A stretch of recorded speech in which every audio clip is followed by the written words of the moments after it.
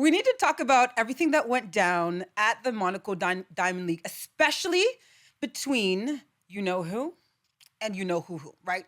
Noah Mhm. and let's see. But before we do that, let's talk about Canadian world champion in the 800 meters, Marco Arop.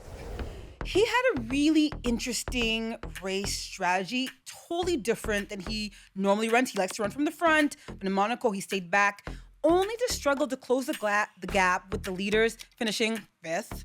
It was the Olympic champion, Emmanuel Wanyonyi, who won in a world-leading 1:41.44. By the way, that's the 10th fastest time ever. So clearly, he is hunting his fellow Kenyan David Rudisha's world record.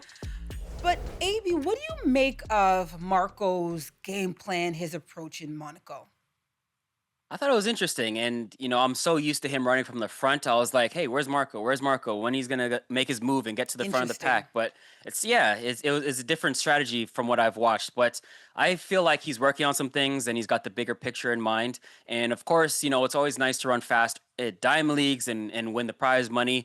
But I feel like he's got the World Championship circled, and he's trying out some things, Yeah. trying different strategies, and he's used to running at the Grand Slams early in this year, and he's running against 1500-meter guys for the most part. And I feel like he might have been like making an adjustment back to racing bona fide 800-meter runners, and maybe slightly underestimated how fast and how fast they would get out and how strong they would be to finish. But we know he's been running the 15 at those Grand Slams, so he's got some newfound strength. So maybe he wanted to test his sit and kick. And I think you're right. Like he's collecting data, he's collecting information, and that's what you want to use. So that particular game plan, I feel like they might throw it in the trash. But I don't know. I don't coach the 800 meters. But to your point, he's a world champion for a reason. It's good to have this information, and they're probably going to time it properly for the worlds.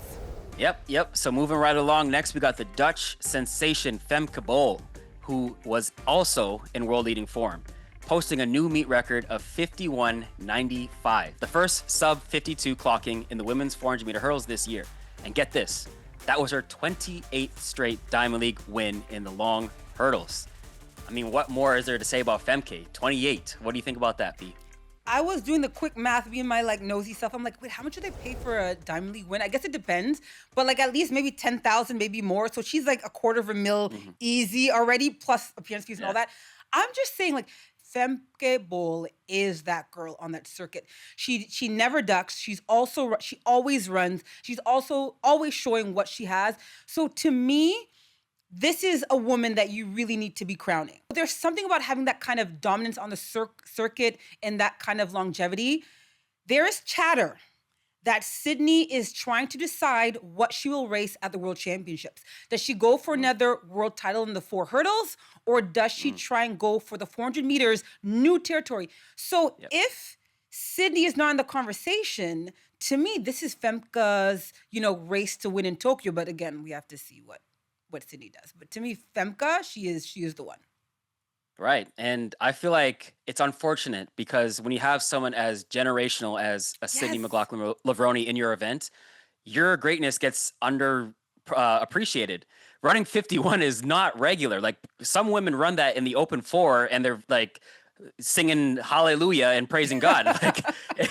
That's just different type of running, and we need to appreciate that more. And a win streak of 28 wins is unbelievable at the Diamond League. So I would love to see her race Sydney and challenge for that win. I feel like last year in Paris, I think that running that mixed 4x4 before running the open 400 hurdles kind of hurt her a little bit. Yes. So we didn't get to see a full-fledged one-on-one battle between her and Sydney, and she actually got bronze.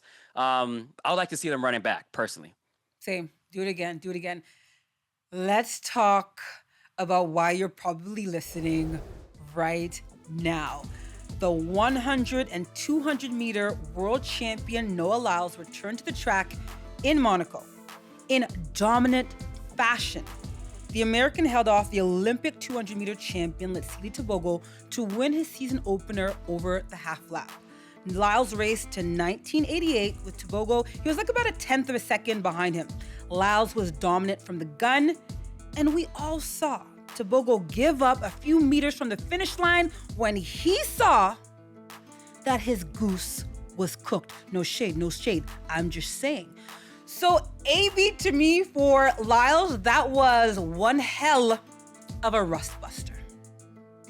I agree. And for someone like Noah, we picked him last week on the episode for versus him and Letsile. We went with Noah, and the reason why I decided to go with Noah is because Wait, you went with Noah last week?